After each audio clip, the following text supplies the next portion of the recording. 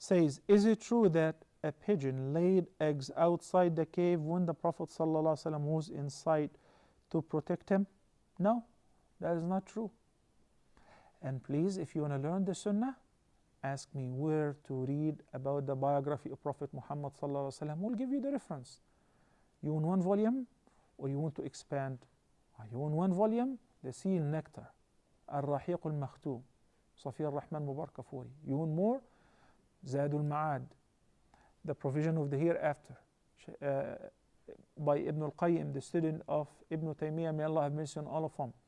There is a beautiful work by Dr. Sallabi. Dr. Sallabi is Libyan originally, and it has been translated. Magnificent. So you can read his work about the biography of Prophet Muhammad sallallahu alaihi wasallam.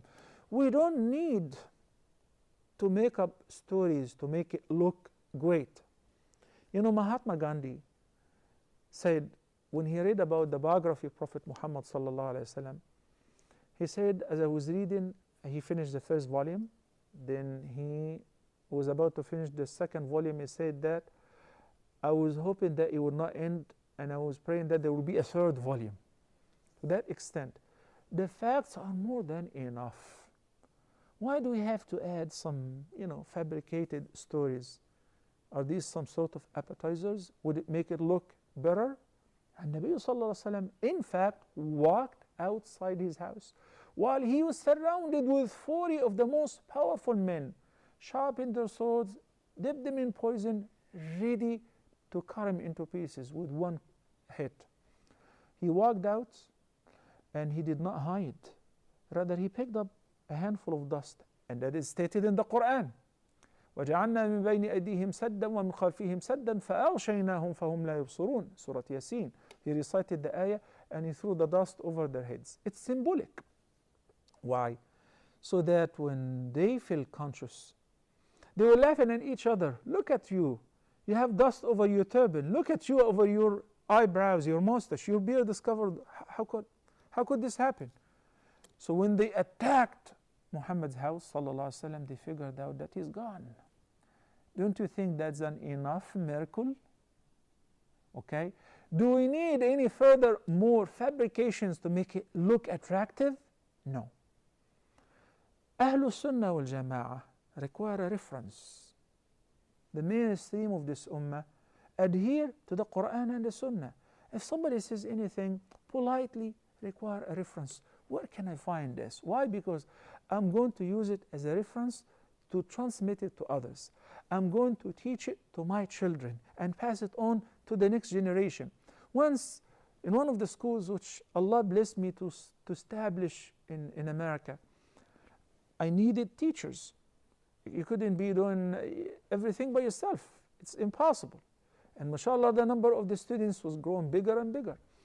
So one of the teachers was teaching the kids in the class that basically Iblis, Satan, was the boss of the angels. Satan was the boss of the angels. And he thought it would be too much for him to bow down to Adam, and that's why Allah kicked him out of paradise and so on. But you know what? If you just make a little effort and read the Quran with understanding, and the teacher was from Arabic origin, so they should know better, that in Surah Al-Kahf, which we recite, many of us recite on a weekly basis every Friday, إِلَّا إِبْلِيسَ إِنَّهُ كَانَ مِنَ الْجِنِّ فَفَسَقَ عَنْ أَمْرِ رَبِّهِ. Allah said that when He ordered the angels to bow down to Adam, they did bow down. Iblis was there.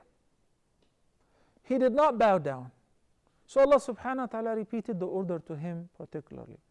In this ayah, Allah subhanahu wa ta'ala said, Iblis did not bow down. He was indeed of the jinn. And the jinn is an entirely different species. Entirely different in the origin, in the behavior, in the manners, in the continuation of their offspring, completely different than the angels. Angels from nur, from light, and the jinn created from fire. So we have to be very careful whenever we transmit information about the deen.